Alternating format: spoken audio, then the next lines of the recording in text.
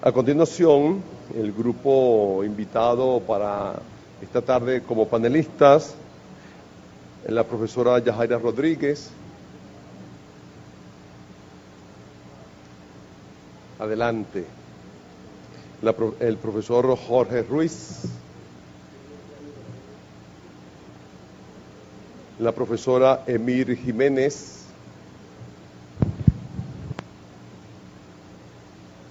La profesora Mónica Valencia. La profesora Vilma Gómez.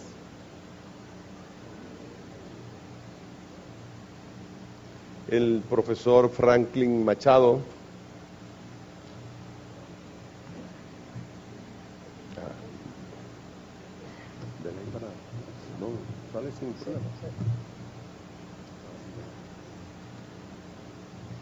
El profesor Jairo Pérez. El profesor Luis Vizcaya.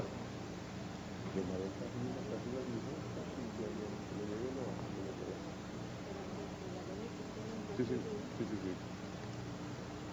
Déjame decirle a la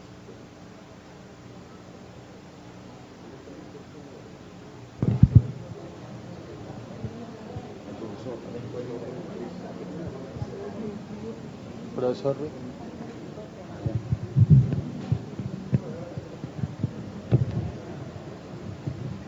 ¿Prefieres desde aquí o desde allá?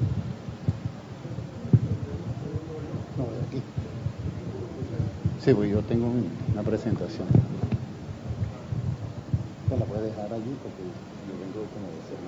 Okay. Bien, buenas tardes. ¿Hay ánimo, hay hambre, cansancio o violencia? Porque esto ha sido bien violento. Acá en Venezuela, cuando uno quiere que algo salga rápido, dale violento a eso. ¿Sí? Violentamente vine y llegué aquí y ya me tengo que ir violentamente. Es decir, que la palabra violencia prácticamente está dentro de nuestro argot cotidiano. Lo que pasa es que tiene un aspecto positivo, como lo estoy diciendo yo ahora. Pero es que tiene también un aspecto negativo, que es todo lo que hemos visto hoy. Y no ha sido nada fácil. De repente hemos escuchado eso sobre violencia, pero la idea de este foro es que nosotros también nos ubiquemos en el tiempo y en el espacio de lo que verdaderamente es este fenómeno. Y este fenómeno para estos países varía. Para uno tiene un corte eminentemente criminal y en otro tiene un corte eminentemente social. Pero también está el aspecto político y está el aspecto económico. Es decir, que no se escapa. Pero en cada uno de ellos hay lo que más se destaca. Hemos querido participar a través de panelistas, que no es que seamos especialistas en la violencia, sino especialistas en ser docente y que hemos investigado y que de alguna manera estamos conectados con esta violencia. Quiero presentarle y va a ser la dinámica de la siguiente manera. Cada uno de ellos tendrá hasta 10 minutos para hacer su exposición, su presentación. 10 minutos exclusivamente máximo, ¿sí? Por la hora esperamos terminar como a las 10 de la noche, sin mucha violencia. En esto voy a invitar primeramente a la profesora Yajaira Rodríguez, profesora de la Facultad de Ingeniería. Ok. Si prefiere Yajaira, desde allá sentadita lo puedes hacer, paradita también. Ella viene un poco coja, como dijo la profesora Mercedes, y lo dejó hasta ahí. La profesora Yajaira Rodríguez tiene por título Universidad y Mundo de la Vida, desde la violencia hacia la convivialidad. Profesora Yajaira. Tengo 10 minutos, vamos a ver qué hago con 10 minutos. Buenas tardes. Pues agradezco enormemente la gentileza que mis queridísimos colegas profesores han tenido al invitarme a esta fiesta de las ideas. Esto es un banquete, he disfrutado enormemente.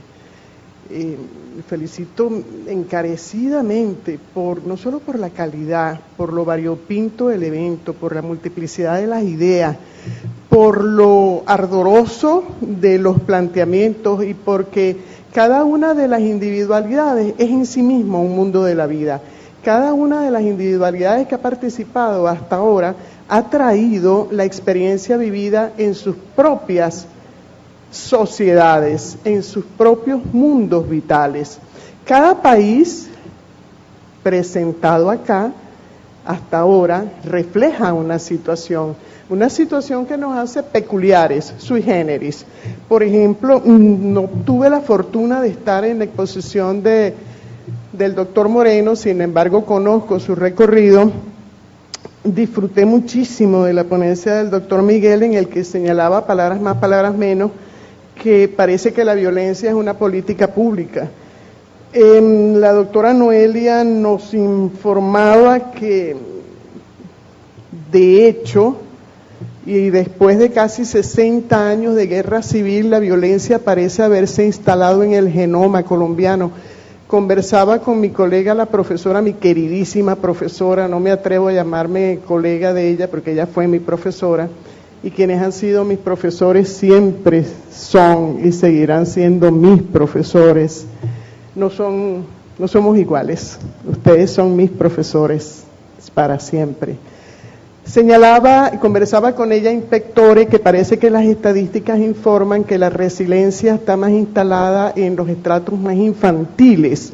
Pareciera que hay más resistencia ante el terror de la guerra en Colombia y que a medida que los ciudadanos colombianos van madurando, se van haciendo más vulnerables, más frágiles, porque tienen aparentemente más contacto o un contacto mucho más directo con la violencia. Recordemos que el espíritu infantil, el alma infantil es un sector en crecimiento, es un sector germinal.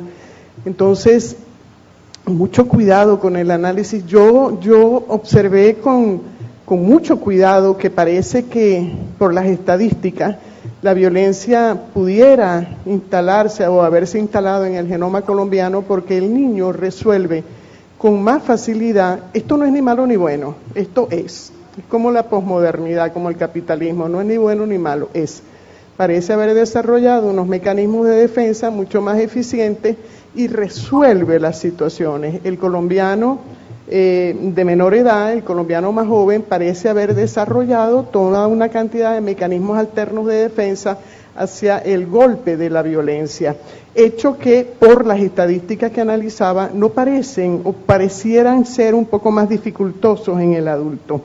Igualmente, la profesora Mercedes, nuestra colega que nos presidió de México, dentro de su muy peculiar estilo, nos informaba sobre la violencia como una legitimación social. La sociedad mexicana es una sociedad muy sufrida, pues desde la conquista hasta pasando por la noche triste y hasta nuestros días, la sociedad mexicana ha desarrollado toda una personalidad en donde la violencia, la muerte, ya forman parte de su mundo de vida. En México se ama, se adora a la deidad que es la muerte, que es una calavera, y se le hacen fiestas patronales y estas cosas. Es decir, no hay temor a la muerte porque parece que la muerte, y ergo la violencia asociada, pareciera ser una legitimación social. En términos de análisis de discurso, hasta ahora tengo esas anotaciones, y el doctor, el abogado, que acaba de hacer una breve y muy precisa disertación, Marco, pareciera indicarnos hasta ahora que en el marco jurídico, en el imperio de la ley en Venezuela, pareciera ser que la violencia ha marcado jurídicamente sectores contrapuestos, opositores. Pareciera haber, en lugar de actores dialógicos que se encuentran en el mundo de la vida para abrir horizontes de intersubjetividad dialógica, pareciera marcarse desde la norma el espacio de una suerte de revanchismo marcado en la norma. El patrono es el malo, históricamente el malo, y el discurso normativo redime al obrero mancillado, maltratado hasta ahora, y es preciso situar como punitivamente al patrono. El abogado hacía una reseña muy rápida sobre la ley orgánica para la defensa de la mujer y su garantía por una vida libre de violencia. Dios mío, llevo 5 minutos. Y recordé en alguna oportunidad que un asistente me preguntaba, profesora, ¿y por qué no crean una ley para la defensa contra una vida libre de violencia para los hombres? Porque los hombres venezolanos somos violentados por las cuaimas.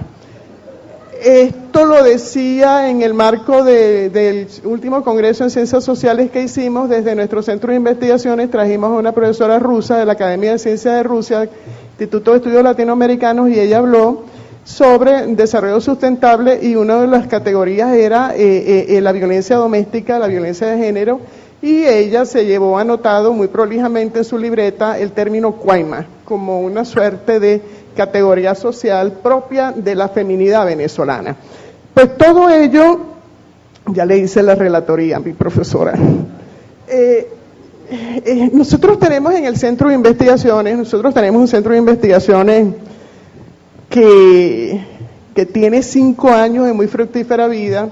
Es el Centro de Investigaciones y Altos Estudios en Ciencias Sociales, situado en la Facultad de Ingeniería, en donde nosotros hacemos de todo, desde barrer hasta eventos nacionales e internacionales, y tenemos muchísima productividad.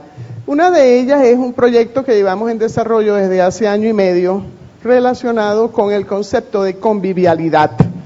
Convivialidad desde el análisis del término por Illich en una primera instancia hasta nuestros días.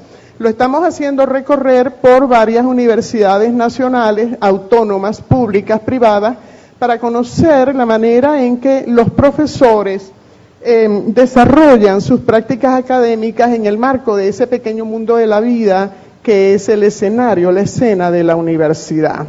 Y hemos encontrado, nos hemos enterado de cosas que ya sabíamos, pero tenemos certificadas una gran cantidad de categorías que a continuación, en aras del tiempo, voy a intentar leer muy apretadamente. Comienzo. El interés de esta comunicación reside en descubrir los significados de la convivialidad desde las prácticas académicas del profesorado universitario venezolano, comprendiendo los fundamentos que la determinan para reconstruir la relación existente entre la convivialidad y la práctica académica.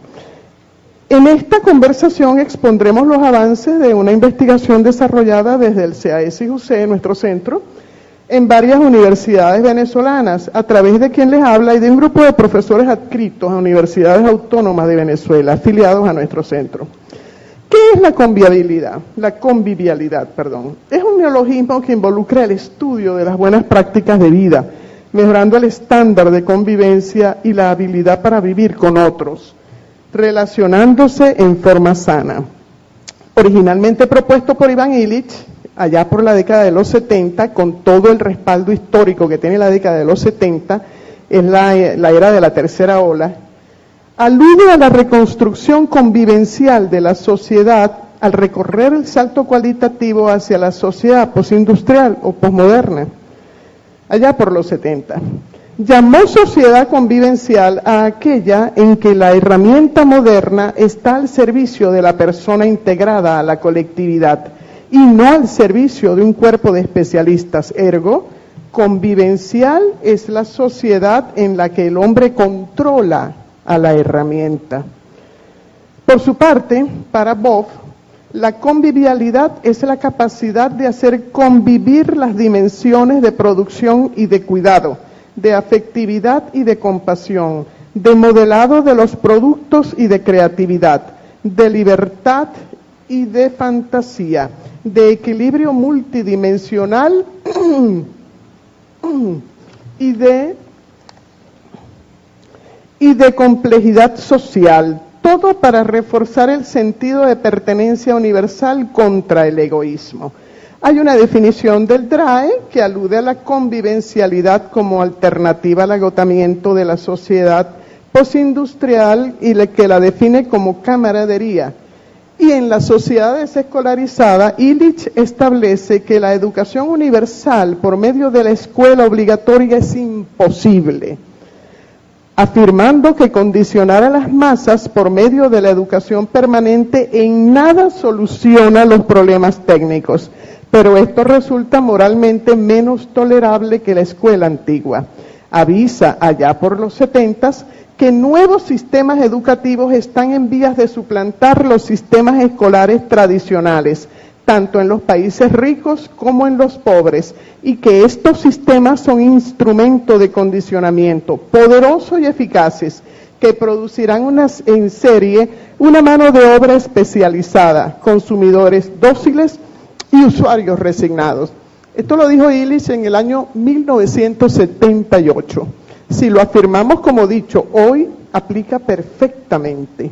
De manera que sin bola de cristal, ya él señalaba como teórico de la convivialidad que la escuela es un instrumento para formar sujetos dóciles y para maquinizar el alma humana en aras del mantenimiento del establecimiento, aquello que algunos llaman status quo, de donde el profesor universitario se erige en la inteligencia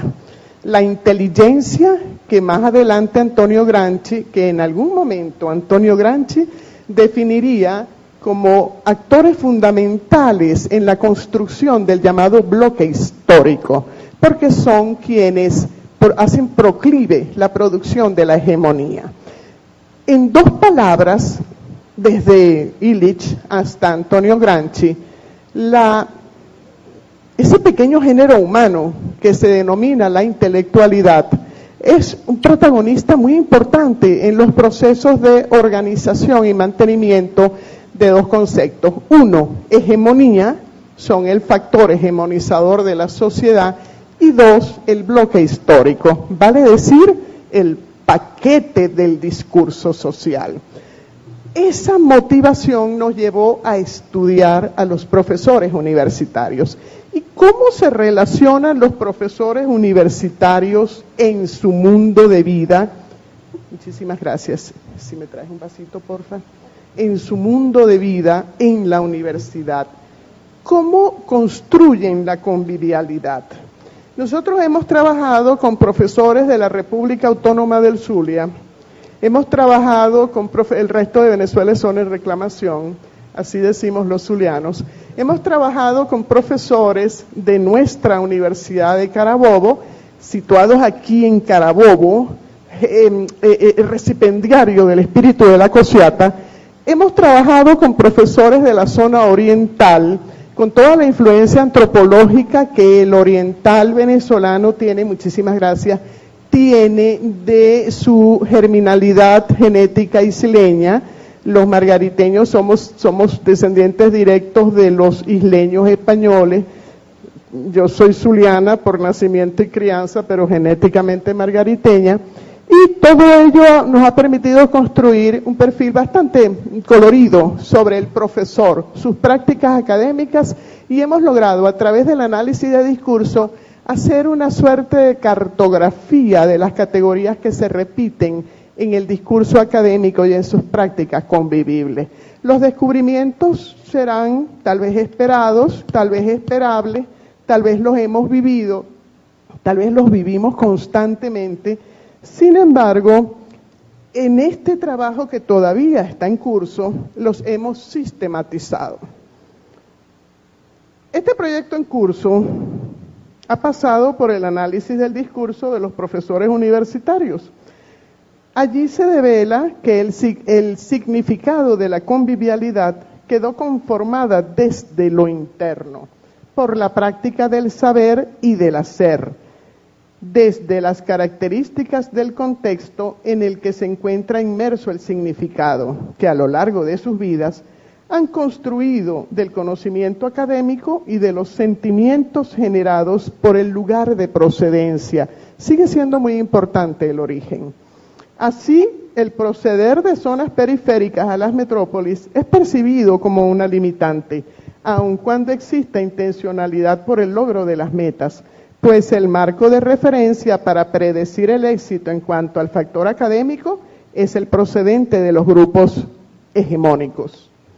15 minutos, profesora. ¡Ay, Dios! Déjeme hacer 2 lecturas más. La procedencia socioeconómica como factor de legitimación del logro profesional explica los sentimientos de minusvalía de los estudiantes, generados por la procedencia rural, pues se anticipa el fracaso producto de las limitaciones en cuanto a la manutención, traslado y capacidades generales. En lo referido a los factores externos, se develaron relaciones marcadas por la sectorización y la polarización, pues los actores sociales, deme 2 minutos, que hacen vida en el sistema universitario se convierten en instrumentos del mismo, al repetir los esquemas sociales, donde el opresor repite en el presente las acciones del pasado y el oprimido proyecta al futuro su desesperanza. En la universidad, esta categoría se origina en la necesidad de pertenecer, muy importante, al partido o grupo político de poder con privilegios dentro de la universidad, identificados a través de la apariencia física y de las conductas ejercidas, tales como el discurso político propugnado, el uso del lenguaje, la zona de procedencia. Todo ello facilita la formación de subgrupos por afinidad de estas características que son eminentemente excluyentes entre sí. En nuestras universidades prevalece entonces origen, intereses internos, afiliación, recordemos a Maslow, motivación a la afiliación, al poder, al logro. El logro está situado en la última de las escalas. La afiliación es cimera en las relaciones asociativas que propenden a la convivialidad. Si recordamos el concepto originario de convivialidad en nuestras universidades nacionales, hasta ahora hemos presenciado más que convivialidad, connivencia, comprensión, mimetización con el otro, que es el grupo, y condescendencia. Esto nos saca tremendamente del debate de la academia, porque estos escenarios, que son tan convivibles, no son los escenarios que se manejan en los resultados hasta ahora obtenidos. Son resultados transitorios, en donde incluso la apariencia física es extremadamente importante.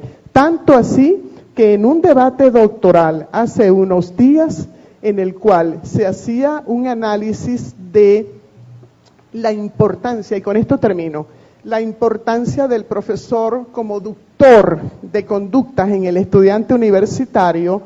Una ex estudiante de quien les habla, fue mi estudiante hace más de 20 años, hizo una única intervención en donde señalaba que los profesores, en particular la profesora Yajaira Rodríguez, instaba a sus estudiantes de educación a presentarse bien arreglados. Y hace 20 años, traumatizada, tiene una situación no resuelta. Recordemos que somos modelos educativos.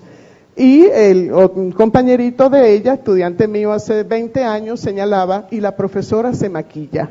Entonces, si nosotros permitimos que la estructura superficial merme la leitmotiv de la estructura profunda del quehacer y de la misión del profesor universitario, la convivialidad es hasta ahora complacencia y connivencia. Muchísimas gracias, profesores.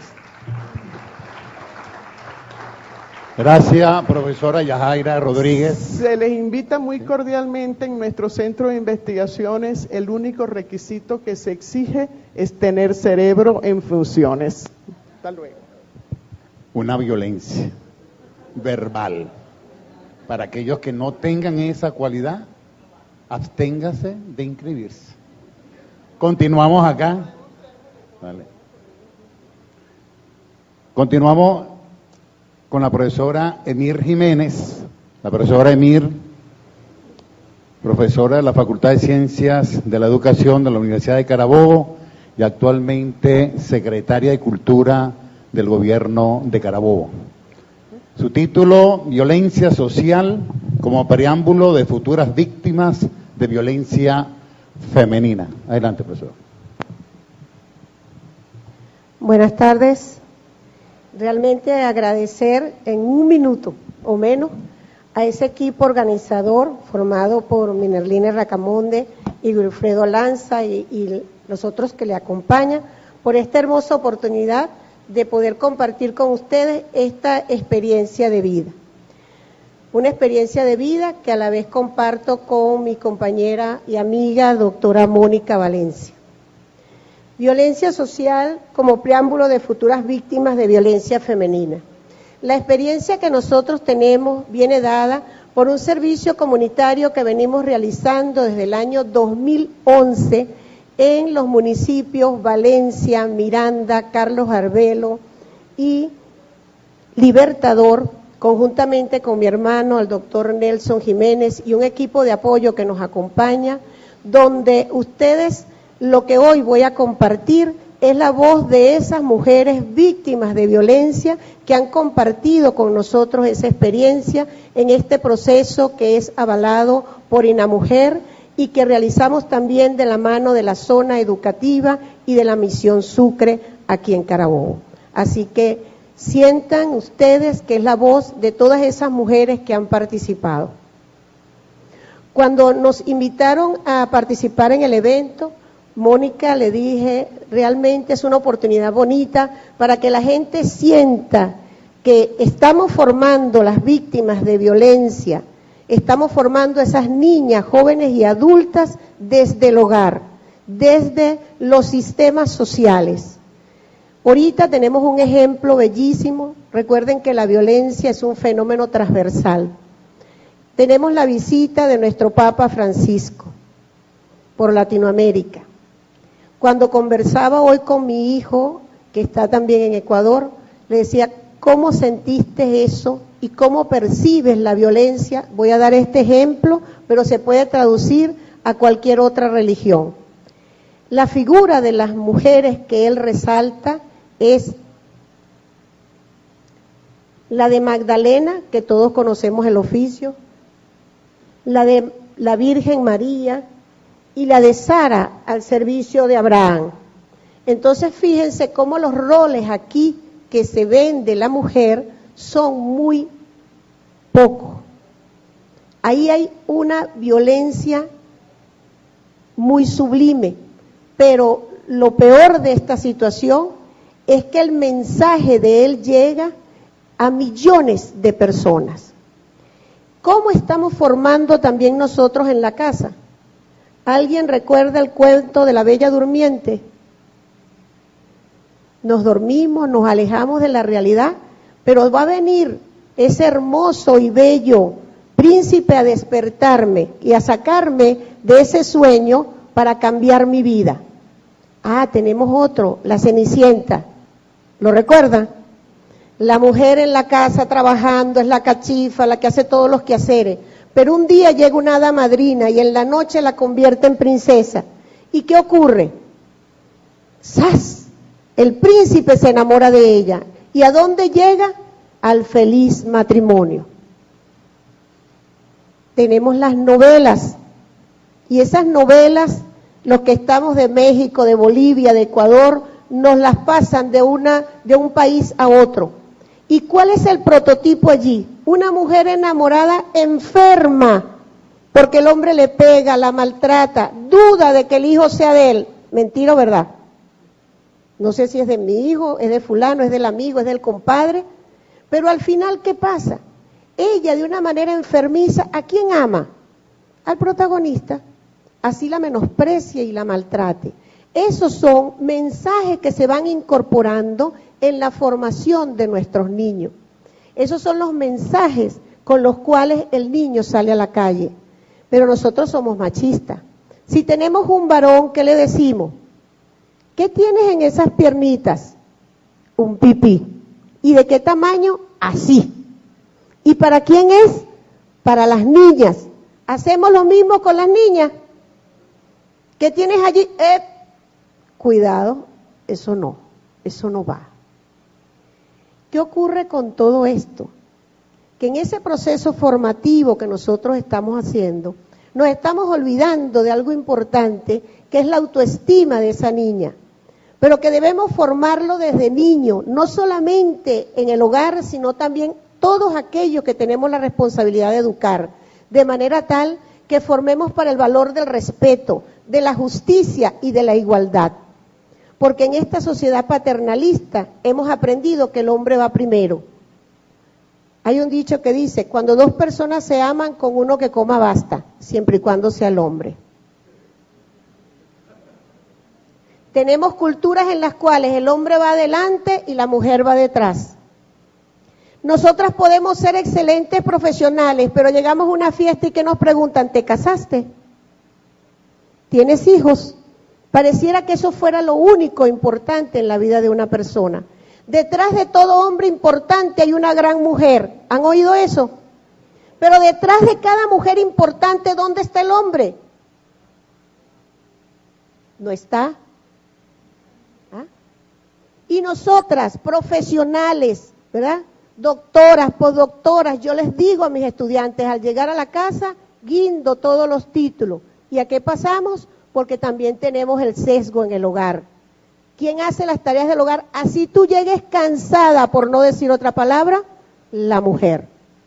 Las que tenemos una suerte como yo, que el hombre nos ayuda, bienvenido.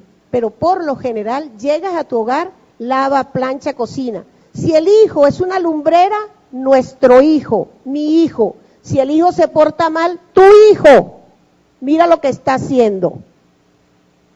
Entonces, nosotros estamos reproduciendo eso. En ese proceso que venimos trabajando, cuando la mujer de esta manera llega a pedir ayuda, bien sea en salud o bien sea en la policía, recibe la victimización secundaria. En vez de ayudarla y de acompañarla, estos funcionarios muchas veces las etiquetan y las juzgan. Es que a ti te gusta que te peguen. ¿Qué le habrás hecho a ese pobre hombre para que te haya dado esa paliza? O sea, de paso, pobre hombre. Y las culpables, la mujer. Entonces, ese proceso de victimización secundaria es lo que hay que revisar. Llegas a la policía y el hombre dice, hay que apoyar al gremio. ¿Qué nos ocurrió en Miranda? Las mujeres dicen, no puedo denunciarlo, doctora, porque cuando lo denuncio, su compañero de tragos, que es el policía tal, va y le dice, y entonces el hombre viene y me pega más duro. Entonces, ese círculo vicioso que tenemos en la sociedad es triste, pero se refleja aquí. En el 2011, la ley orgánica sobre el derecho de las mujeres a una vida libre de violencia, pero en el 2014, ¿qué nos regala la realidad en Latinoamérica? Después de que tuvimos 19 maneras o formas de violencia, ahora en el 2014 tenemos 21. Entonces, lo que nosotros venimos a plantear hoy es cómo nosotros en este proceso de reflexión-acción, ¿qué debemos hacer desde el hogar, desde mi tribuna, pero también en una revisión personal? ¿Qué estoy haciendo con mi autoestima, con ese mí mismo que permito que me desvalorice y que el hombre sea el que me represente? Yo no necesito que me represente. Yo soy de las que cometió un detalle, me casé, me divorcié, pero soy reincidente, Wilfredo, o sea, te lo confieso. ¿Qué ocurre en esa reincidencia? Nunca me coloqué el apellido, porque yo digo, yo soy Emir Jiménez, yo no soy Emir de, porque si no, el hombre también debería ponerse el de Jiménez. Y como eso no está establecido, respeto, todo el que me conoce, me ha conocido toda la vida, soy Emir Jiménez. Eso es un valor agregado a mi situación de vida, a mi nombre cuando nací y me lo colocaron en la partida de nacimiento. Señores, la invitación es, en ese trabajo que venimos haciendo nosotras, a que también revisemos ese biopoder que nos trabaja Michelle Foucault, estoy aprendiendo francés. Foucault, ajá, con el acento, Foucault. Pero lo importante de él es que nos habla de una ética donde cada uno de nosotros puede prevalecer y hacerse respetar por los demás. No necesito que los demás me visibilicen, no necesito que los demás estén diciéndome te quiero, te amo y reforzándome. Señores, cuando no tengan a nadie para quererlos, piensen que están ustedes mismos para quererse. Y en esa medida, quieran a su familia, quieran a sus hijos y formen, no importa, porque esto que estamos trabajando es desde el nivel de bases de misiones hasta los niveles más deprimidos, pero también tengo los niveles más elevados. La conducta de victimización la estamos repitiendo a todos los niveles. Las estadísticas nos dicen que ya el femicidio es realmente incontrolable. Esto de que tengamos ya de 19 a 21, apenas en 3 años, tiene que ser un proceso reflexivo para cada uno de nosotros. Muchas gracias.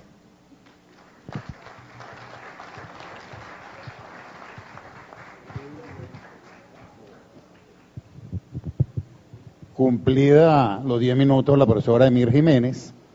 A continuación, el profesor Franklin Machado, profesor de la Facultad de Ciencias de la Educación, profesor investigador, y en vista de una situación muy particular que tiene el profesor Franklin Machado, ¿sí?, dentro de lo que puede hablar él.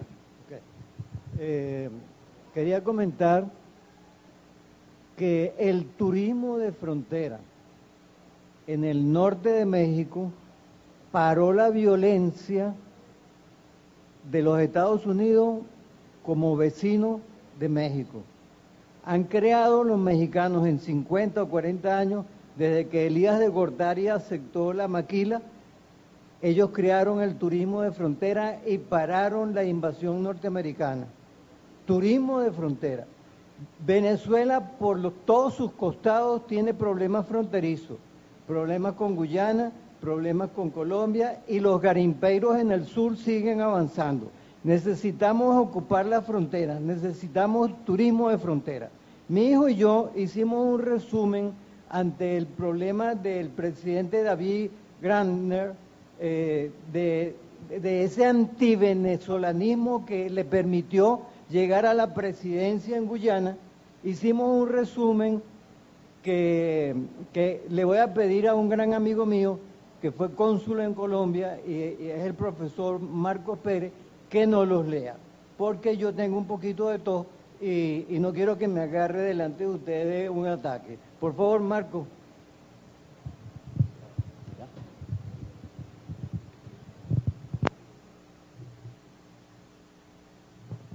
Conozco una persona que la conocí en la UNEFA. Yo creo que ella equivocó la profesión, porque si hay que andar cacherosito, veamos a la profesora. Yo me coloqué la corbata cuando la vi a ella y siempre ando cacherosito. A lo mejor me dicen pelucón, bueno, no lo sé.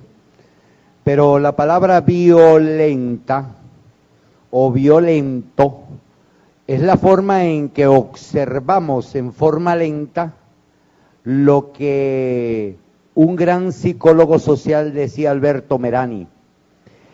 Una de ellas es que a veces las anomias psicológicas y las psiquiátricas la confundimos y hay que estudiarla. Anomia psiquiátrica y anomia sociológica.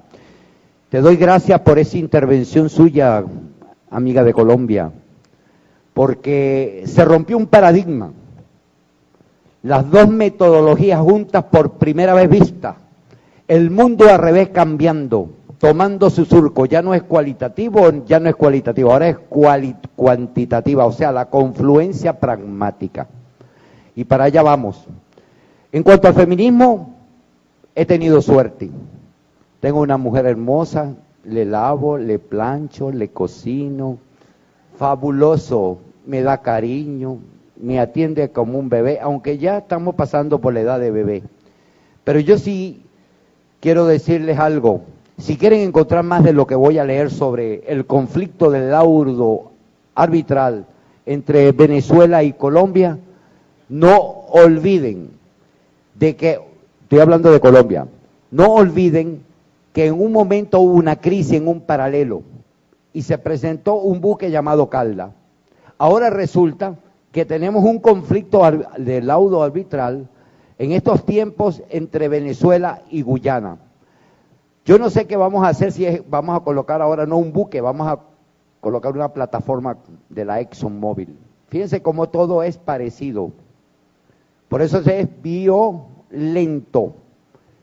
Y lo decía Cristo, el miembro más pequeño del cuerpo es la lengua, y como quemabosque. Decimos matar, no es darle una puñalada a una persona o dispararle. A veces levantamos matriz de opinión, le hacemos el flucecito, el vestidito a quien queremos. Y hay que tomar la fecha de lo que ocurrió a Venezuela en estos tiempos. Leo. Gracias, profesor Franklin. Él es mi tutor, él es mi canal. Y voy para el doctorado. Aunque quiero recordar a Pierre Bourdieu, excelente, la teoría de la reproducción. Hay que leer a Makarenko, hay que leer a estos grandes pensamientos socialistas, estos pedagogos, desde Amos Comedio, donde no existía el aula. Para allá vamos, los pioneros de la epistemología ancestral. El conflicto del laudo arbitral entre Venezuela y Guyana, la usurpación del territorio venezolano por parte de Gran Bretaña es injusta y arbitraria. Se plasma en un laudo arbitral de París el 3 de octubre de 1899 y no ha sido reconocido ni aceptado por ningún gobierno venezolano hasta la fecha. Holanda reconoció los territorios comprendidos entre el río Orinoco y el Esequibo, que eran españoles, el cual da configuración a la Guayana española en el Tratado de Münster de 1648, que es la paz de Westfalia, cuando se trata la autodeterminación de los pueblos. España entonces reconoce la soberanía holandesa en la Guyana Oriental, que luego fue cedido a Gran Bretaña en el Tratado Británico-Holandés de 1814, la Gran Rebelión en Venezuela, comprendida 20.000 millas al este del Esequibo. Como la Gran Bretaña era el gran poder hegemónico del siglo XVI, ocupó todos los territorios españoles y Holanda en esa América. Esta, la de Ayala. Así aumenta de 20.000 a 60.000 millas en 1855, hasta llegar a 109.000 millas bajo el pleno ejercicio agresivo como potencia colonial. En 1897 Venezuela protestó ese expansionismo y solicitó la evacuación de la gran zona donde el embajador británico en Caracas, F. St. John, respondió desafiantemente de manera amenazadora. En 1895 el gobierno venezolano apeló a la doctrina Monroe y solicitó a los Estados Unidos que intercediera en este conflicto. En 1891 los Estados Unidos y Gran Bretaña inician las conversaciones sobre tales problemas limítrofes y en 1897 nace aún el Tratado de Arbitraje lesivo para Venezuela y a favor de la Gran Bretaña. Es el famoso arbitraje de 1899 al margen del derecho internacional contra Venezuela, cuando en 1944 se conoce como el memorándum escrito por el abogado estadounidense Severo Molé Presbot, quien actuó como consejero de Venezuela en la negociación y reconoce que el arreglo político entre los Estados Unidos y Gran Bretaña, al margen del derecho internacional, 5 jueces que fallaron eran británicos y 2 eran norteamericanos. Eso demuestra la naturaleza viciada del laudo, por lo cual ningún gobierno venezolano lo ha reconocido. En 1951 de la reunión consulta de cancilleres de la OEA, que fue la número 4, Venezuela hizo reserva política al laudo y a partir de ese entonces el país hizo permanentes gestiones a favor de buscar el reconocimiento internacional, rechazando de manera tajante la validez del laudo jurídico atentado contra Venezuela. En 1966 la Gran Bretaña aceptó finalmente el acuerdo reconocido por Guyana y permitió acceder a su independencia en 1966, el 26 de mayo. Venezuela reconoció la independencia de Guyana, por lo tanto reconoció la soberanía del nuevo Estado a partir del territorio, una línea media entre el río Esequibo, desde el nacimiento hasta la desembocadura del Océano Atlántico. Hacemos un señalamiento, a pesar de todo, que Francia es miembro de la OTAN y permanece en el Consejo de la ONU de Venezuela y está en el marco del derecho internacional. Y es lo que nosotros llamamos la figura del buen oficiante. UNASUR, ALBA, Petrocaribe, son espacios institucionales que podían instar a la Guyana a dialogar con Venezuela en una agenda de paz que sugiere el desestancamiento, el atranque. Entre el mundo, desafortunadamente, no hay ningún diferendo. ¿Por qué? Porque en las décadas recientes que se han resuelto a favor de una o de otra parte, el país demanda algo, el 70% de un territorio en reclamación, que es muy difícil. Guyana quiere a una transnacional en sus tierras y entregar a manos de la ExxonMobil el territorio en disputa. Dentro de Venezuela es la primera vez en la historia de la República que un presidente de un país haga una discusión en el Congreso Nacional, lo que es llamado hoy la Asamblea Nacional, sobre un tema de algún diferendo fronterizo. Como avance político, hoy un recuerdo y un marco activo entre la Guyana y los Estados Unidos a través de la Energy Governance and Capacities Incentive, que es la agency, instancia para el abordaje de la política energética transnacional norteamericana que depende del Departamento de Estado norteamericano para iniciar a Guyana en ese desarrollo de capacidades gerenciales operativas como país petrolero de la hora y de adelante.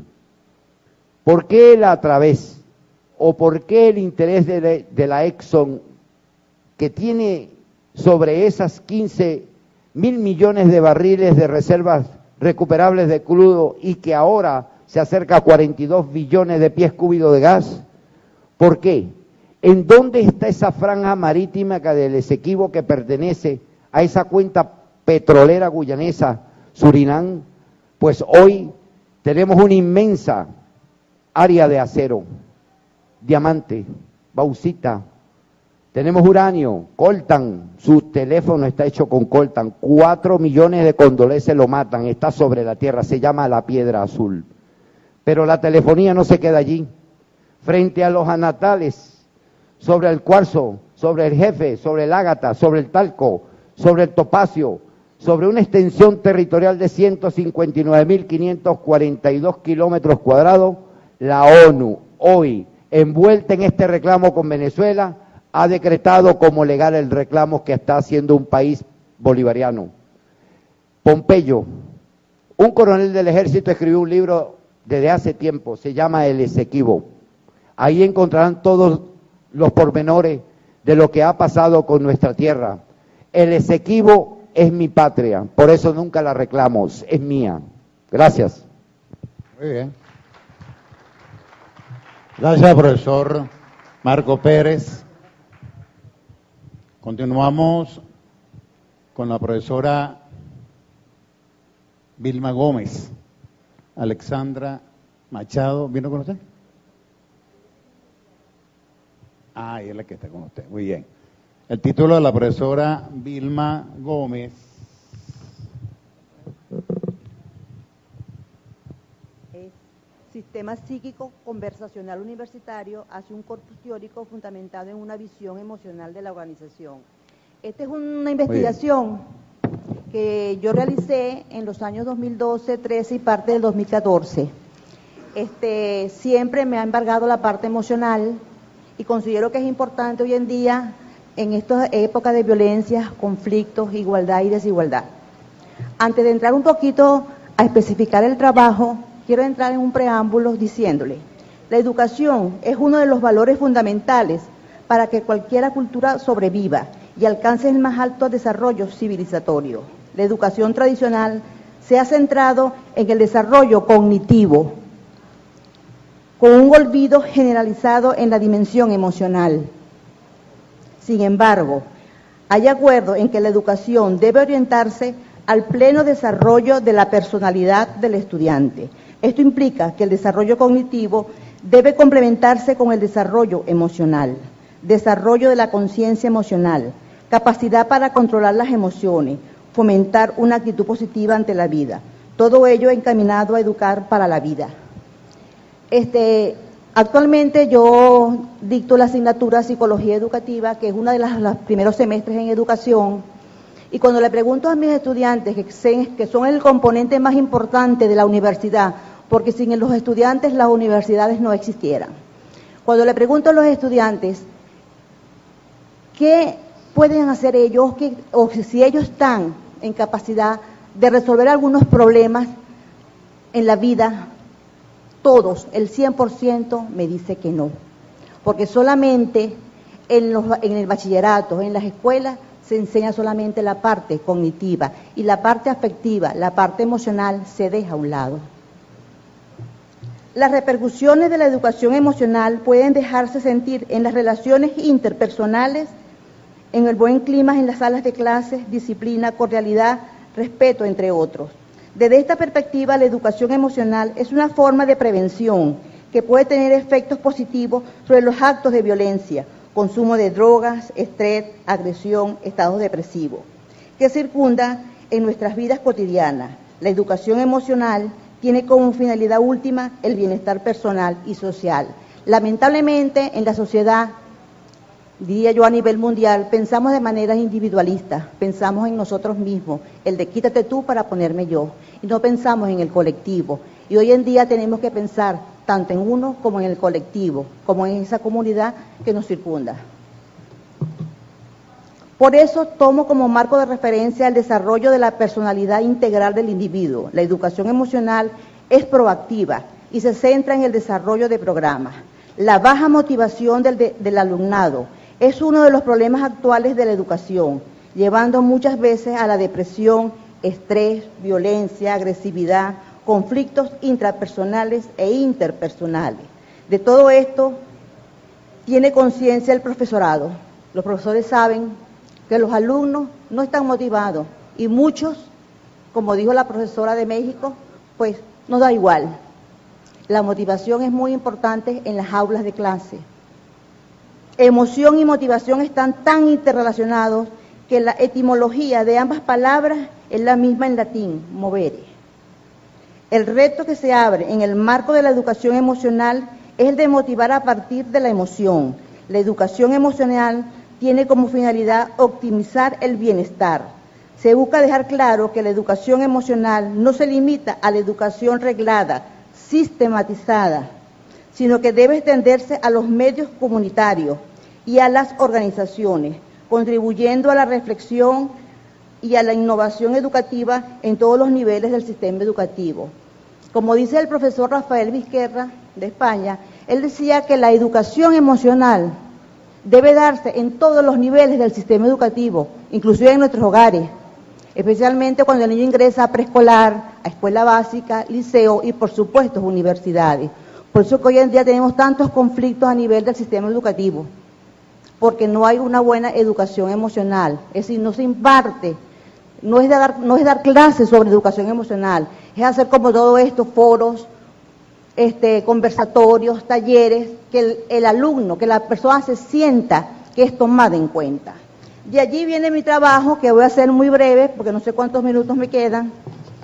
Un trabajo que yo realicé en el 2012, 2013 y parte de 2014, un estudio que, como dije antes, se denomina Sistema Psíquico Conversacional Universitario, hacia un corpus teórico fundamentado en una visión emocional de la organización.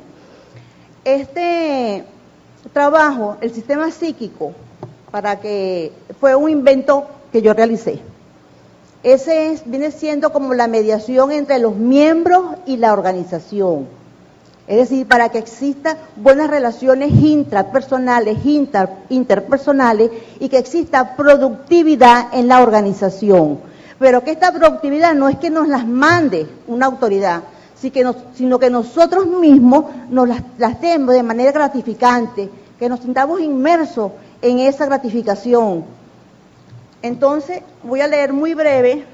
Este trabajo de investigación sobre el sistema psíquico es una inspiración, un sueño que desde hace muchos años he querido lograr, transmitir, y que posteriormente se puede construir de forma humanizante dentro de las organizaciones, entre paréntesis, universidades, porque fue un estudio realizado en la Universidad de Carabobo, específicamente en la Facultad de Ciencias de la Educación.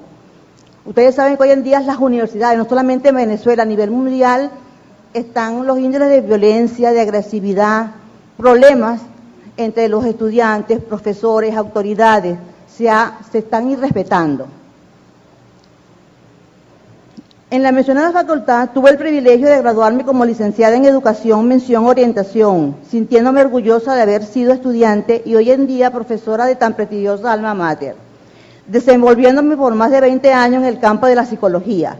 Por tal motivo, y como Facultad de Ciencias de la Educación, debe ser formadora de un ser humanizante, dejando de un lado la egolatría, el ego, para pensar más en la colectividad, por supuesto de manera unida e integradora.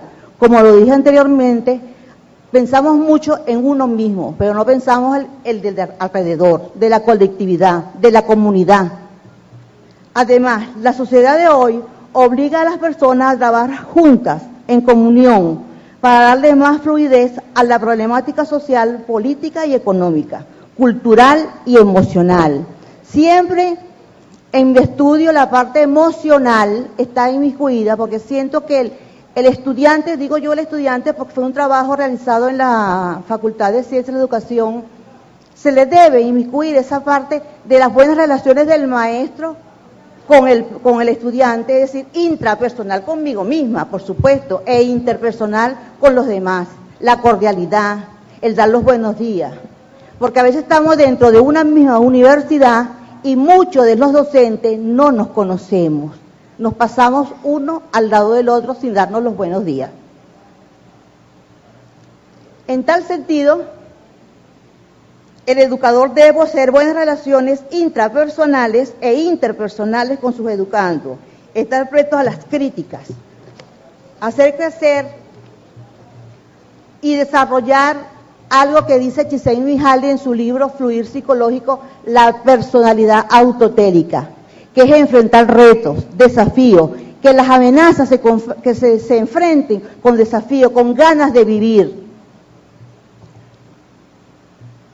Por lo cual, la finalidad de la educación es el pleno desarrollo de la personalidad integral del alumno, como su proceso emocional que influye de manera directa en su aprendizaje, como en su vida cotidiana. De hecho, podemos decir que el sistema psíquico urge en nuestro sistema de educación superior, porque día a día se está perdiendo el diálogo y la conversación.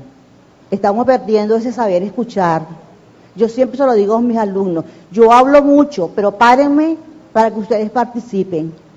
Porque ellos cuando van a clase, la mayoría están calladitos. ¿Por qué? Porque vienen del liceo y tienen miedo de enfrentarse a una situación. Y siempre les doy la palabra al estudiante. Y vuelvo a decir, una universidad sin estudiantes no es una universidad. Profesora, tiempo vencido, por favor, concluyendo. 1 minuto para cerrar, 2 minuticos. Para cerrar, porque el tiempo, bueno, como yo dije, hablo un poquito. La deshumanización en los actuales momentos está presente y el caudal de la emocionalidad en beneficio de la universidad disminuye paulatinamente. Pero como seres humanos que somos y centrados en que una mayoría de la comunidad universitaria quiere cambios positivos hacia la inclusión de diversidad de pensamientos como universidad que somos, confiamos que nuestra alma mater recobre el protagonismo hacia la humanización y que juntos logremos una facultad colmada de grandes valores, como dice Morán, ver el mundo como una praxis común, lo cual requiere de la construcción de una política de civilización para el desarrollo de las sociedades. y a su vez implementar en la comunidad universitaria la formación de una educación emocional que los ayude tanto a sí mismos como a la organización. Gracias.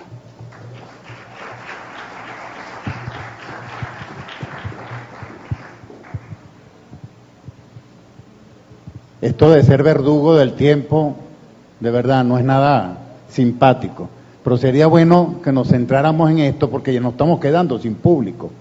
¿Y esto para quién va a ser? Bueno, es para la gente, la mayoría que estén aquí. Yo lamento que ya esto esté bastante desoladito aquí. Pero lo que importa son los que estamos, ¿verdad?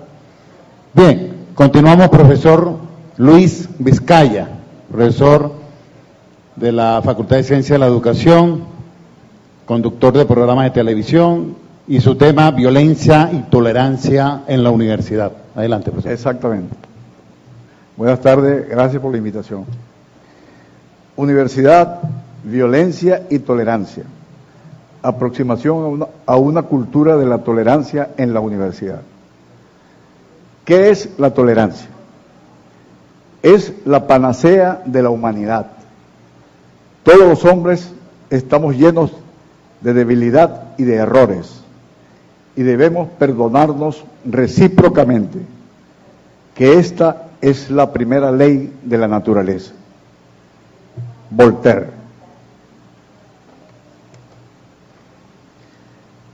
Hay quienes suponen la universidad como un centro democrático, donde sería banal o impertinente esta reflexión. Quizás la crónica e incisiva crítica a la sociedad antidemocrática que nos rodea no permite otear la viga que pega y nos enceguece frente a nuestra propia realidad. La universidad está expuesta, ya hay signos de ello, a convertirse en un centro antidemocrático e intolerante. Hemos recorrido ya un largo trecho hacia la naturalización de la imposición partidista o grupal. Avanzamos al acostumbramiento de la postura excluyente bajo el signo del grupalismo o del partidismo. Es común el uso del maniqueísmo. Si estás conmigo, tus ideas y acciones son buenas. Si estás contra mí, tus acciones y propuestas son malas y reaccionarias. Abunda la invalidación automática de los actores políticos, quizás como un rezago hereditario de la década de los años 60 o de procesos de reconversión de los valores políticos de la sociedad en la universidad. El ejercicio hegemónico dictatorial del poder, sea institucional, grupal o sectorial. Hemos presenciado estupefactos cómo a un Pablo Neruda se le ha expulsado o perseguido en la Universidad Central de Venezuela por quienes lo presumían un burgués traidor a la revolución. Hemos leído, avergonzados, la negativa a recibir a Jorge Luis Borges por considerársele un reaccionario en la Universidad de los Andes. Parece arrancada de una crónica de la Inquisición la quema en la Universidad Central de Venezuela del libro Del buen salvaje al buen revolucionario del intelectual venezolano Carlos Rangel.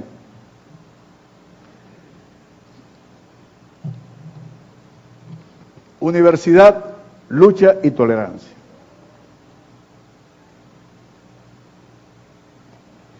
Preservamos la idea básica de las universidades como centro de transformación hacia sí misma y hacia la sociedad.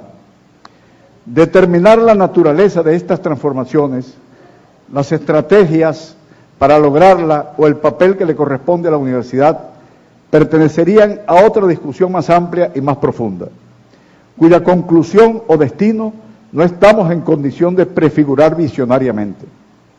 Se hará necesario un estudio e interpretación de la realidad social y de la propia realidad universitaria. Ambos conocimientos arrojarían luz acerca de los cambios que deban producirse y la manera y métodos para lograrlo. El modelo de universidad o el modelo político, social y económico del país que queremos y podemos hacer. De lo que estamos seguros es que tal discusión y diagnóstico solo se da en reducidos espacios académicos y que la ausencia de tal discusión y estudios han sido suplidos por vanguardias aisladas, autosuficientes, que se autocalifican como acertadas y dueñas de la razón. Es este el terreno fértil donde se desencadena la imposición de visiones, esquemas y métodos de lucha que pretenden arrastrar a la universidad tras sí. Allí se mueve y se nutre en la intolerancia y la violencia. Tolerancia no significa renunciar a la lucha por las transformaciones del país o la universidad, o abandonar la lucha por reivindicaciones materiales o académicas o políticas. Se trata del desarrollo de estas luchas, reconociéndole el derecho de opinión y acción a los otros, aun cuando supongamos su equivocación.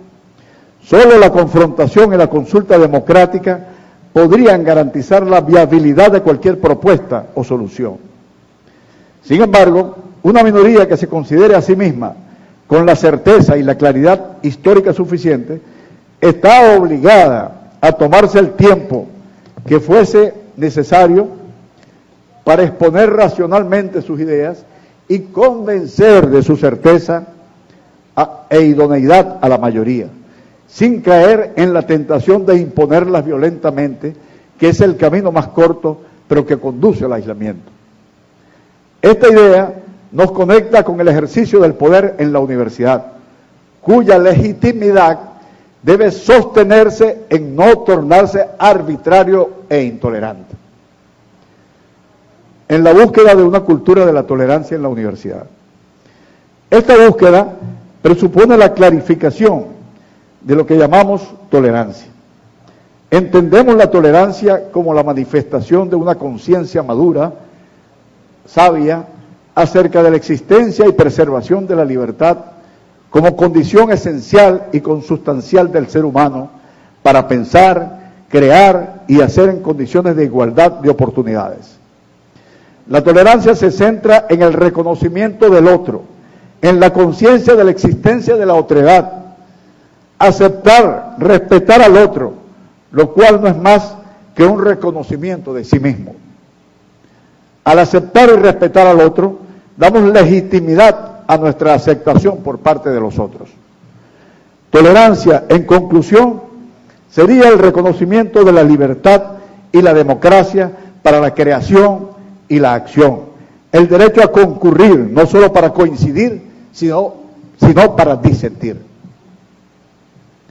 Tolerancia no es solamente no violencia, es la conciencia activa de permitir, respetar y estimular la fluidez de las ideas y las acciones, que no expongan el interés mayoritario, legítimamente constituido, o la propia existencia de la sociedad o de la raza humana. Violencia, tolerancia y realidad. Pareciera que cada día se hace más irreal y somnolienta la aspiración a una convivencia humana tolerante. Los intereses económicos, religiosos o políticos se sobreponen a consideraciones esencialmente humanas como la democracia, la libertad y la pluralidad. Tal reconocimiento de la realidad no puede conducirnos al entumecimiento, a la desesperación o al abismo de la violencia.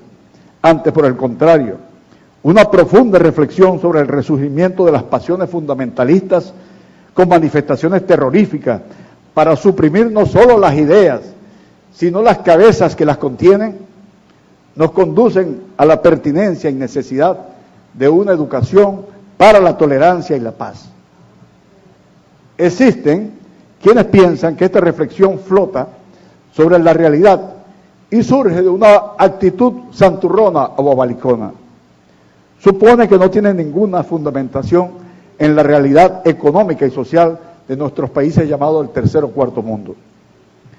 Imaginan que siendo la realidad dominante violentamente desigualatoria, fatalmente irracional, conllevaría obstinadamente a una respuesta cortante, radical e igualmente violenta. Haría inútil y tonta una propuesta que involucre la tolerancia.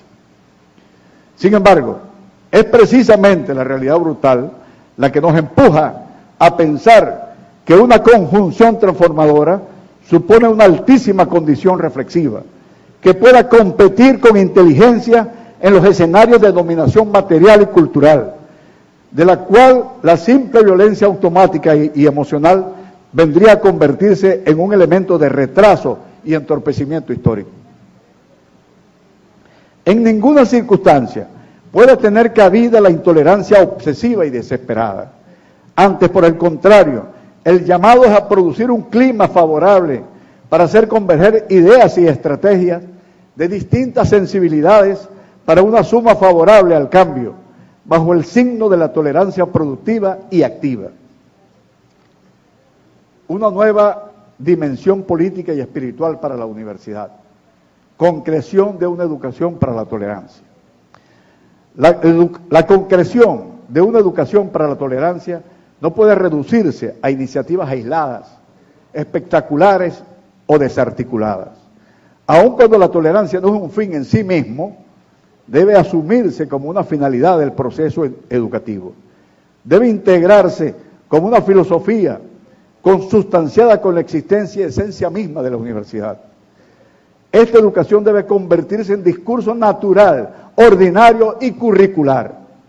Debe fluir a través del quehacer académico, científico y de las expresiones políticas y culturales de los integrantes de la comunidad universitaria. Educación para la tolerancia debe ser el centro de un debate simultáneo, una campaña permanente, haciendo sentir su necesidad y pertinencia social.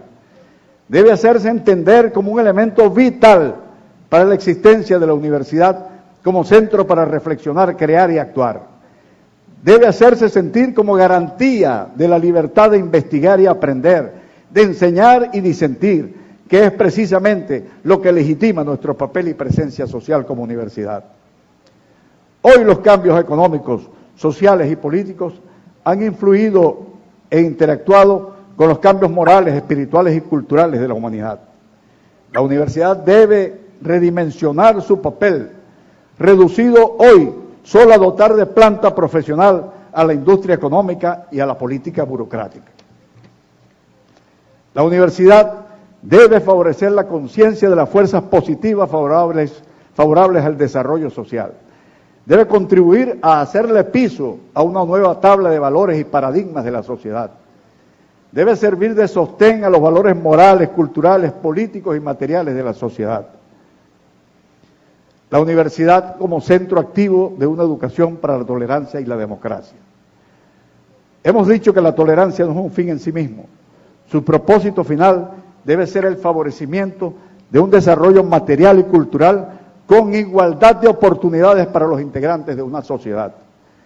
La universidad dispone de franjas y signos propicios científicos, tecnológicos y culturales que puedan estimularse para sí misma y hacia la sociedad. La universidad tiene una predisposición, una disposición cultural no automática, sino cultivable para favorecer una cultura de la tolerancia.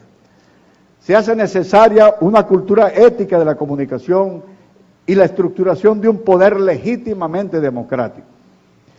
Se hace necesario vencer la tentación hegemónica, sea este institucional o gremial, partidos, grupos, etc. De requerirse una justificación de una educación para la tolerancia, no puede ser otra que la preservación de la condición libertaria y democrática de la especie humana, y de la cual la universidad, como institución cultural fundamental, no puede excluirse o rehuir su responsabilidad. Mucho menos en las circunstancias actuales en las cuales la intolerancia étnica, política, religiosa o económica expone la preservación de la convivencia humana y de la especie misma.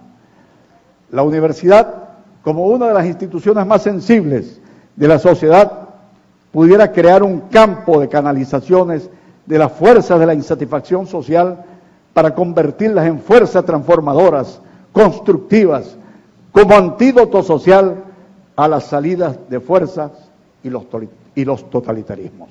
Muchas gracias.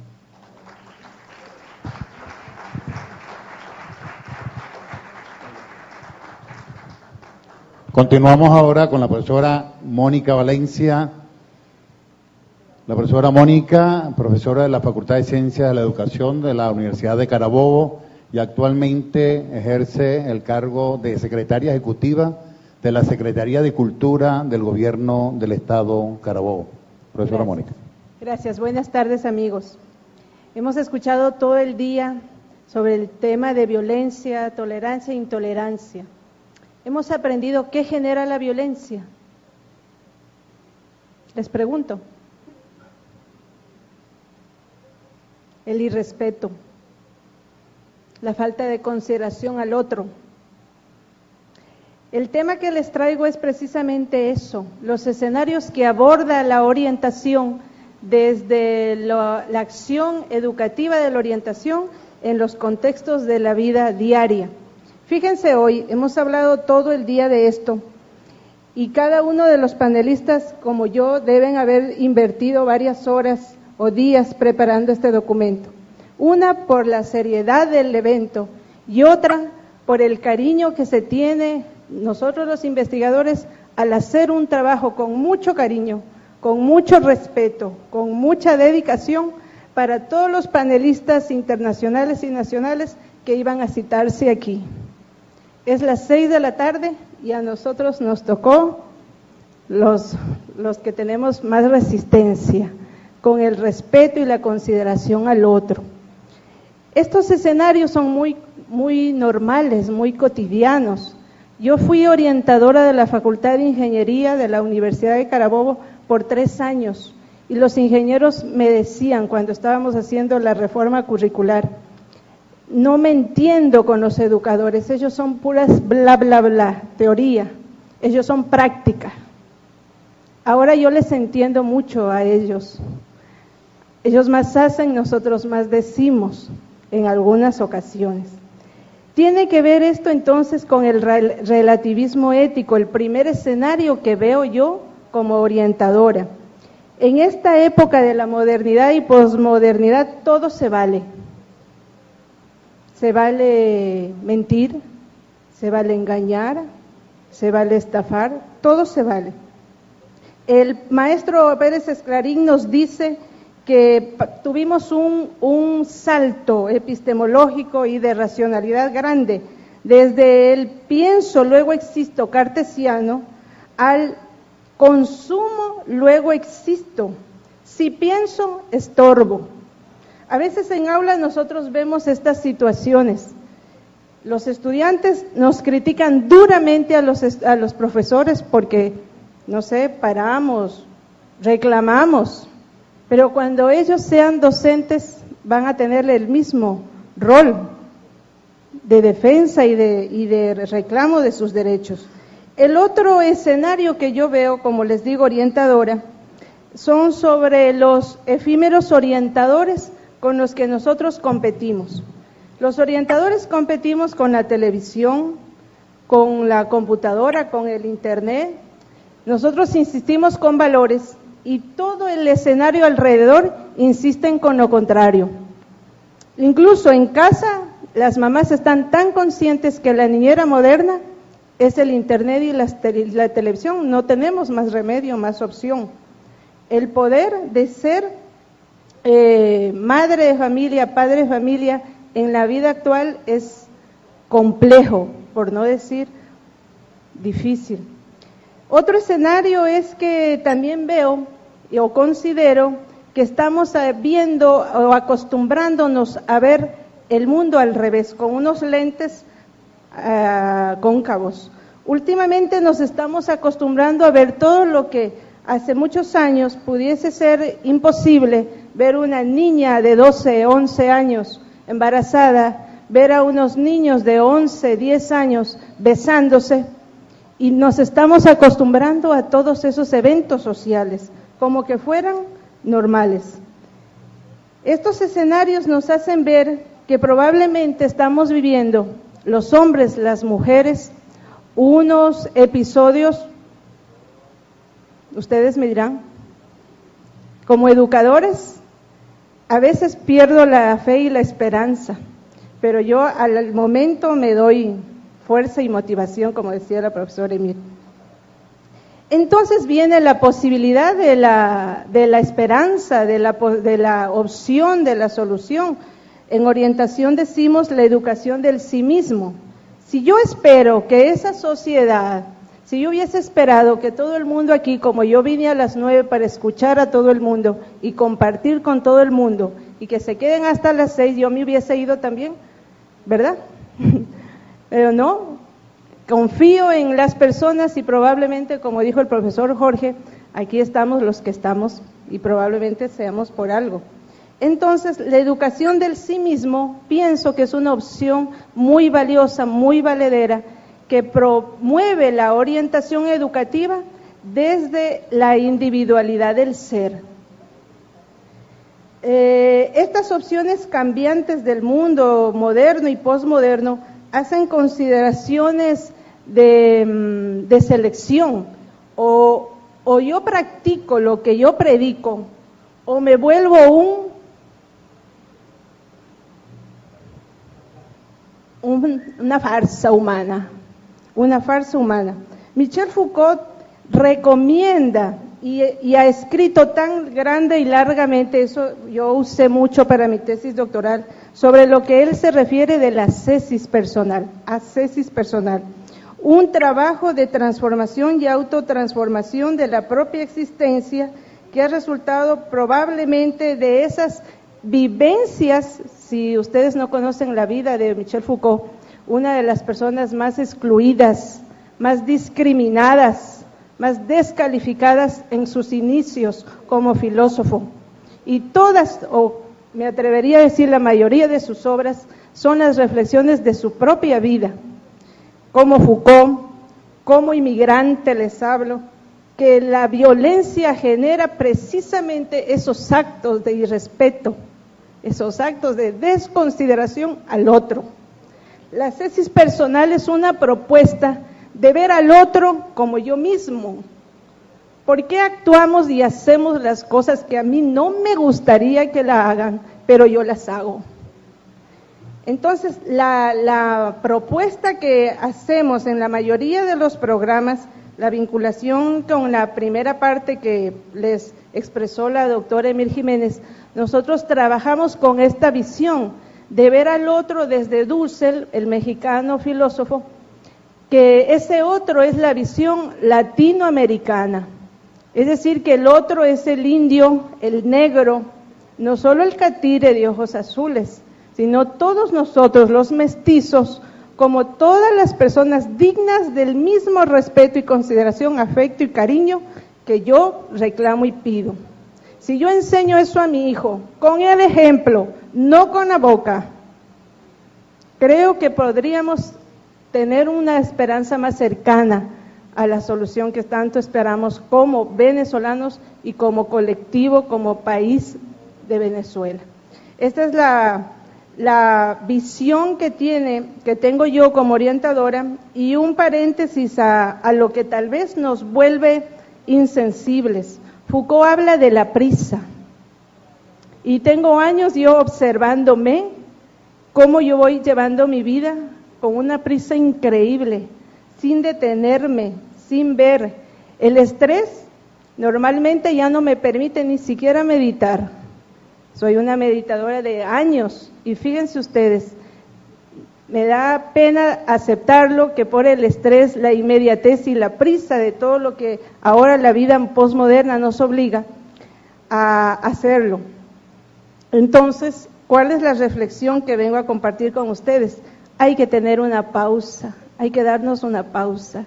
Detengamos el carro en el semáforo, respetemos el semáforo rojo, respetemos la cebra, ayudemos a convivir, no esperemos de donde esperamos que venga la solución. Cada uno de nosotros podemos colaborar, no con el granito de arena, no me gusta esa frase, sino con nuestros actos. Los docentes vamos a clases, los estudiantes también. Así no vengan los estudiantes, la profesora Grisel es testigo. Yo voy a la facultad vacía y me quedo ahí esperando a mis alumnos. Y yo les reclamo, ¿por qué no vienen a clases? Ellos tienen sus argumentos, pero yo voy a clases. Bueno, esta es la propuesta, les recomiendo, yo en mi escrito tenía como 10 recomendaciones prácticas para mejorar esta condición de la violencia interna. Y buenas tardes, gracias por compartir.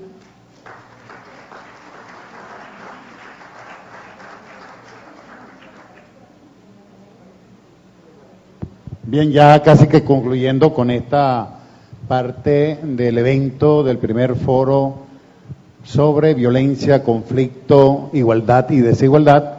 A continuación le presento al profesor Jairo Pérez, profesor de la Facultad de Ciencias de la Educación, y nos trae un tema bien interesante desde la filosofía.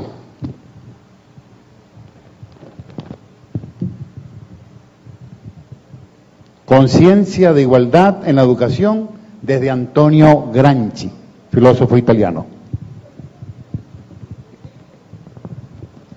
Bueno, yo traía 5 paginitas, como dijo la profesora anterior, pues me forcé para hacer un trabajo reflexivo al respecto, pero no lo voy a leer, pues yo también estoy cansado ya. Pero sí voy a hacer y voy a dejar los argumentos que hice en la investigación para dejárselos como una propuesta, y de pronto le dejo la investigación a Wilfredo para que Wilfredo se las haga llegar por vía un CD, algo de eso allí. Solamente voy a leer algo que yo acostumbro a hacer cuando hago estos papers, que es arrancar con un problema. Y cuando el profesor Wilfredo y el comité me dijo que escribiera algo desde la filosofía con el tema de igualdad y desigualdad, pues a mí se me ocurrió pensar en la realidad venezolana. Me puse a reflexionar sobre esa misma realidad y dije, voy a agarrar a un filósofo, ¿cuál podría ser? De los tantos que hay para poder trabajar este tema. Y se me ocurrió Antonio Gramsci, marxista. Y el planteamiento del problema que colocaba, solamente es lo único que voy a leer, es el siguiente. El creerse poseedor de la verdad es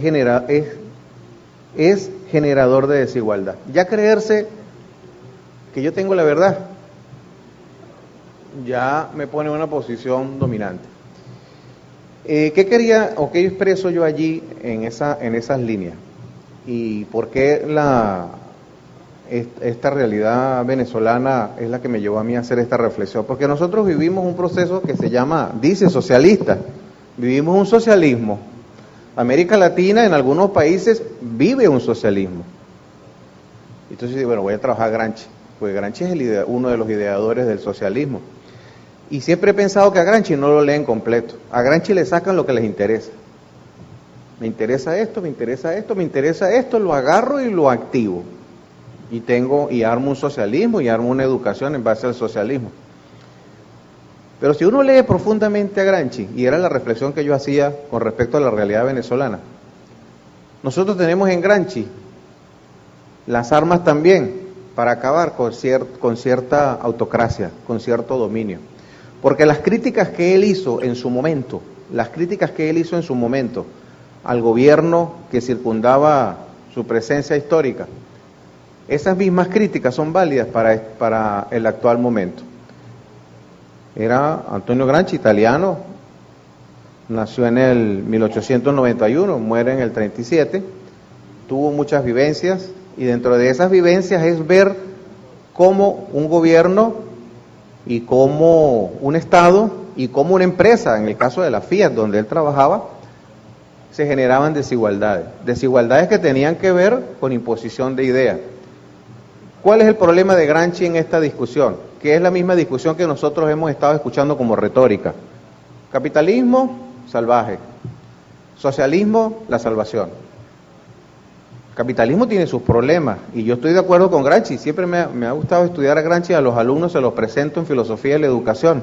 Estudiemos a Gramsci. Gramsci tiene todavía mucho que decir, al igual que Freire, Brasil, en su momento, al igual que Enrique Dussel, argentino, que vive en México, y al igual que muchos otros que han partido del marxismo. Pero lo que no le dicen a los muchachos y no le dicen a la gente es que ellos rompieron con el marxismo. Gramsci rompió con el Partido Comunista, dijo, no, yo no quiero seguir aquí. Y las críticas que le hizo a Rusia, que había asumido el marxismo, ¿qué fue? Ustedes ahora lo que tienen es un capitalismo de Estado. Oye, Gramsci era crítico para adentro, Gramsci era crítico hacia esto. ¿De qué me tomo yo en las reflexiones de Gramsci que escribí aquí? En las críticas de Gramsci a ese capitalismo y a esa forma de vivir, que estaba idiotizando a la gente, que la gente estaba perdiendo la conciencia, que la gente andaba como autómata. Autómata es aquel que ya no quiere, ya qué más me queda, Dios mío, ya tengo que hacer cola. Voy a hacer la cola, me acostumbro a hacer la cola. Yo me imagino a Gramsci viendo esos procesos en su tiempo y lógicamente él tenía que hacer una crítica a quien estaba ejerciendo ese dominio. Entonces yo decía, bueno, pero si los venezolanos estamos viviendo en los actuales momentos lo mismo. Yo trabajo con consejos comunales y me gusta trabajar con ellos porque, repito, en los argumentos de Gramsci, cuando habla de los intelectuales y los intelectuales orgánicos, me parece algo fabuloso que esa persona que trabaja en un consejo comunal, ese habitante que está en nuestras comunidades también sea capaz de producir desde el punto de vista del conocimiento. Y en eso andamos en la dirección de extensión de la universidad. Ellos también pueden producir conocimiento, porque yo tengo que degradarlos. Entonces, bueno, me gustan esos argumentos de que ellos también sean unos intelectuales orgánicos y que sean unos intelectuales que produzcan. Pero cuando uno ve esa pasividad del venezolano frente a estas cosas que están ocurriendo, uno dice, aquí se justifica a Gramsci, aquí se justifica que la gente reaccione. ¿Qué es lo que hay que hacer? Generar nuevamente estos procesos de conciencia, de concientización, y decirle a ese venezolano que está allí apaciguado, que no sabe qué hacer, bueno, mire, comencemos un proceso de desvelamiento de la realidad, porque esos eran los argumentos. Los argumentos de Freire, ¿cuáles eran? Desvelar la realidad. Mientras que el ser humano, mientras que esa persona no se dé cuenta que es pobre, jamás va a salir de allí. Entonces, esos argumentos de Gramsci, esas críticas que le hizo a la sociedad de consumo, esas críticas que le hizo a ese estado que estaba deteriorando la conciencia de esa persona que estaba allí, son válidas y las considero que son válidas actualmente. No sé si para llamarle un rescate de la democracia, no sé si para fortalecer la democracia, pero es un pensamiento que yo considero actualizado. Es un conocimiento que considero que en los actuales momentos nosotros deberíamos de retomar. Es un asunto de conciencia, es un asunto de educar a un proceso de conciencia que nuevamente despierte la conciencia del venezolano y despierte una conciencia del político. Ese político que es el que nos está llevando muchas veces a sentirnos que nosotros, ya que más nos queda. Todo el mundo dice en Venezuela, algo tiene que pasar. ¿Qué va a pasar? ¿Cuándo va a pasar? Entonces, claro, uno se queda en esto y uno dice, no, los que tenemos que actuar somos nosotros, todos. Es una generación de conciencia, es un proceso de conversación, un proceso de diálogo, de dialéctica. Y estoy de acuerdo que no tiene que ser violento, no necesariamente tiene que ser violento, pero ya es violencia lo que uno está recibiendo desde el punto de vista político, políticas sociales, y eran las mismas vivencias que tenía Gramsci en su momento. Entonces, bueno, yo hago aquí unas recomendaciones desde el punto de vista filosófico de la conciencia, para hacer ver que una población también puede despertar en un proceso educativo generado desde unos procesos de conciencia. Gracias.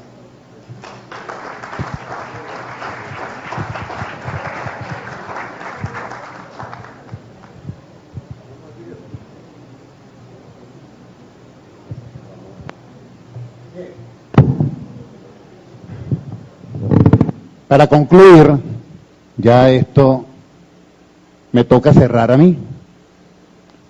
Y estos 10 minutos se van a convertir en 6, porque estamos de verdad cansados, agotados un poco, no cansados del tema de lo que aquí se está hablando, yo estoy consciente de eso, pero si de repente tanto tiempo está sentado, de alguna manera eso altera la circulación.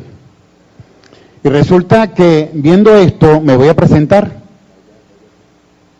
Mi nombre es Jorge Ruiz y profesor de la Facultad de Ciencias Económicas y Sociales, pero me inicié en la Facultad de Educación, que es mi facultad. Actualmente estoy en comisión y estoy ejerciendo el cargo de director de educación de la Alcaldía de Valencia. La política educativa sale por esta parte, por esta persona que tiene una experiencia, y le quiero dedicar especialmente esta parte a la profesora Mercedes, porque me conecté rápidamente con ella, porque somos maestros, profesora, y porque creo que estamos en el mismo ambiente y estamos dentro del mismo discurso. Me toca dirigir varias escuelas y las escuelas municipales son preescolares. Solamente 2 escuelas son integrales, es decir, preescolar y primaria. No tiene bachillerato, ¿vale? Y estamos hablando de 21 centros educativos. Pero es que también la Dirección de Educación tiene biblioteca municipal y la única biblioteca queda en un sector rural, que es en Negro Primero. Por lo que no conocen Valencia, esa es la única parroquia de las 9 que es rural. Y llegar a Negro Primero es como hacer un viaje de aquí a los Andes, más o menos, a Mérida. Pero claro, en hora y cuarto, que es lo que dura ese viaje. Pero también resulta que tenemos programa. Y tenemos un programa que resume prácticamente todo lo que hemos tratado hoy aquí. El hombre y su circunstancia, diría Ortega y Gasset. Sí, tenemos un hombre que nació y que ese hombre creció. Pasó por ser niño y nosotros tenemos un programa que abarca a la mujer embarazada hasta los 3 años, que se llama Comunidad de Familia, y después entra en el preescolar que tenemos en el municipio, ¿sí? Pero resulta ser que para agotar eso de la violencia, que hay una parte en educación que es como el cáncer, que se llama deserción.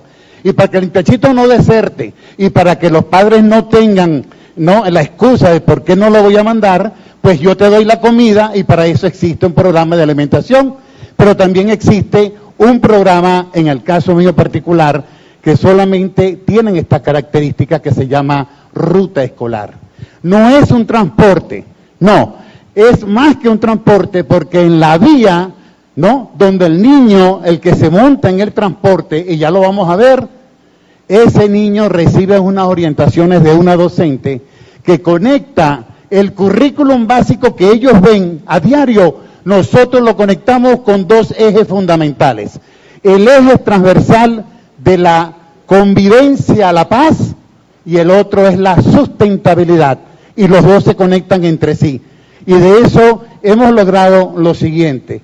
Quiero que vean esto y concluyo con lo que nosotros damos allí, ¿sí? Dura menos de 1 minuto el video.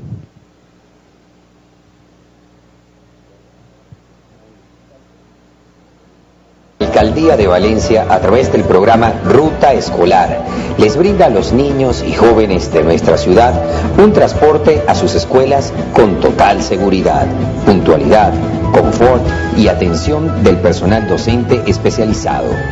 Las 20 unidades de la ruta escolar salen desde muy temprano para ofrecer un servicio de calidad, en donde 20 docentes guías prestan apoyo pedagógico a los cientos de niños que se ven beneficiados con el programa. Con juegos, cantos y mecánicas especialmente diseñadas por el personal docente altamente calificado, en la ruta escolar los niños y jóvenes aprenden mientras son trasladados a sus escuelas o de regreso a sus hogares. La ruta escolar es un servicio que debemos cuidar, apoyar y amar.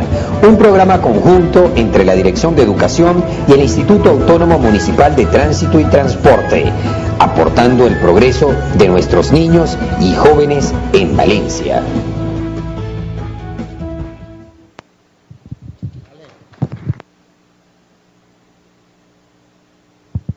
Esto es una respuesta, esto es la acción, lo que tú decías, bla, bla, bla y poco hacer. Esto es lo que se hace desde la Alcaldía de Valencia, de la Dirección de Educación. Esto y otros programas, y están conectados con esto nada más. Tenemos 2 vertientes que nosotros tratamos, una acción preventiva y una acción correctiva.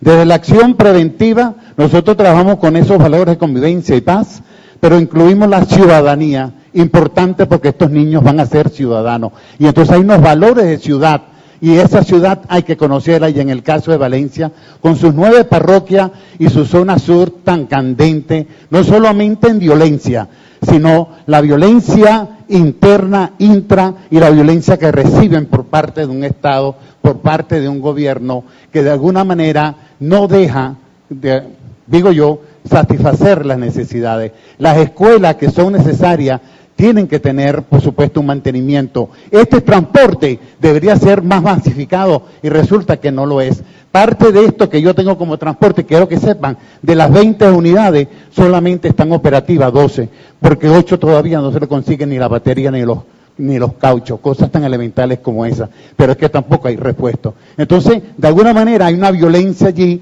contra los derechos de estos niños, pero también nosotros hacemos la participación, enseñamos la participación para que los niños aprendan a hacer sus propios proyectos de vida, porque allí nosotros enseñamos lo que en la convivencia está es la participación, y eso tiene que ver con los valores de la tolerancia, la sustentabilidad, la amistad, la tolerancia, el respeto, la justicia y la responsabilidad. Esos valores son todos los días. Si en esta semana hay un fenómeno, por ejemplo, como el que el profesor trajo, que tiene que ver con el problema limítrofe, no problema fronterizo, sino problema limítrofe entre Guyana y Venezuela, nosotros aprovechamos eso que está sucediendo y lo volcamos en el currículo, lo atravesamos allí y de alguna manera ellos se informan, pero desde la paz, no desde la guerra. Nosotros no le enseñamos al niño que a través de la guerra nosotros vamos a conquistar un espacio, no, sino desde la paz. Pero está también la otra parte, que es la acción correctiva. Y la acción correctiva nosotros lo hacemos a través de lo que se llaman los medios de resolución, los medios alternativos de resolución de conflicto. Es decir, nosotros trabajamos con la negociación, la mediación, la conciliación y el arbitraje. Y todo eso se da, para que ustedes sepan, tempranito, de las 6 de la mañana, están estos autobuses. Y van recogiendo los niños en toda la ruta y los van dejando. Y en el mediodía también los recogemos. Y en los que son del turno de la tarde también lo hacemos. Y en ese recorrido nosotros les vamos dando esa información y vamos haciendo formación para una ciudadanía feliz y positiva. Muchas gracias.